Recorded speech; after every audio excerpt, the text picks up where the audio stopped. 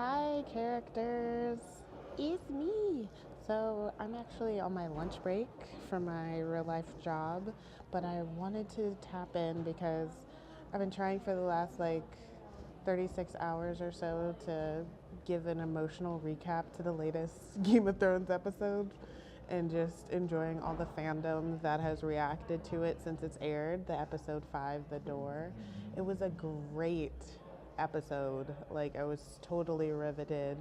Very emotional moments from Daenerys telling Jorah to go cure himself and come back to her, and him admitting that he loves her, like on screen admitting that he loves her. That was some deep stuff there.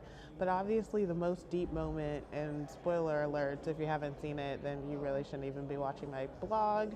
But spoiler alerts, the very closing like scene of Hodor sacrificing himself for his friends, and then how deep it went, how many layers deep it went, because Bran was actually inside of a dream involving the young Hodor while he was tapping into the actual elder Hodor's mind to save all of them from the White Walkers who were invading where they were, which the invasion happened because Bran totally messed up things and dipped into a dream without his guardian, and then got seen by the White Walker King and he touched him.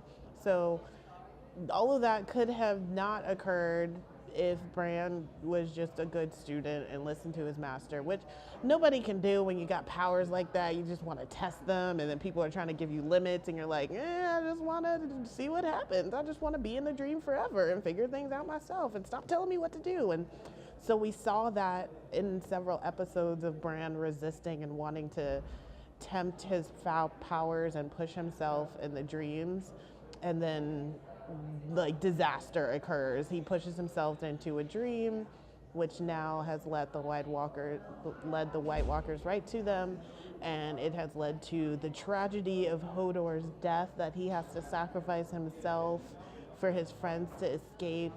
And just the intimacy of Hodor. He was just a beautiful, simple character who loved his friends. He had no agenda. Like everyone else on Game of Thrones has 7 layers of agenda. You can't trust half of anything what they say. He only says Hodor. There's nothing to not believe what he says because he can't lie. You could just see his heart through his eyes. He was just so loyal and loving, and the connection that he and Bran had, that he was able to warg into him, was something that is otherworldly. Like, other people are just shocked that that could occur. And now to see the conclusion of the episode, that Hodor got the name and could only say Hodor because of this actual moment in time that was connected back into the past because of Bran. And it's just so sad the way that the scene plays out, and is beautifully done. The storytelling in Game of Thrones, I can't handle it. It's so good. Anyway, this is why I love fantasy, because it takes you into another world and another realm and makes you care for characters in another lifetime, but you can still connect that back to who you are in this world now. So I've seen a lot of fan connections, fan memes, that they don't want anyone to say the word hold the door, because if you've seen the full episode and you've seen that scene, he gets the name Hodor because he's becomes obsessed with holding the door, holding the door, holding the door for his friends, and then it's connected to the younger Hodor who has a mental breakdown and can then only say the words Hodor for the rest of his life until this moment of his death. And it's horribly sad. Oh, it's so emotionally done. Amazing storytelling.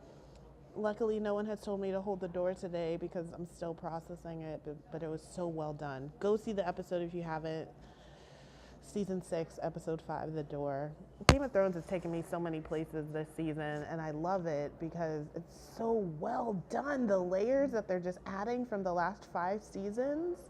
Now it's so much emotional intensity that every episode is literally dropping me off of my face. So this last episode definitely did. Go see it, fans. I'm really excited personally because I have fun stuff going on in my life of storytelling. I'm going to be delivering a story on stage June 2nd, which I'm super nervous, but I'm super excited about at the same time. And I'll also keep you posted because I'll be a featured speaker at an open night mic series out here in the Bay very soon. So, love you all. Stay tuned. Bye.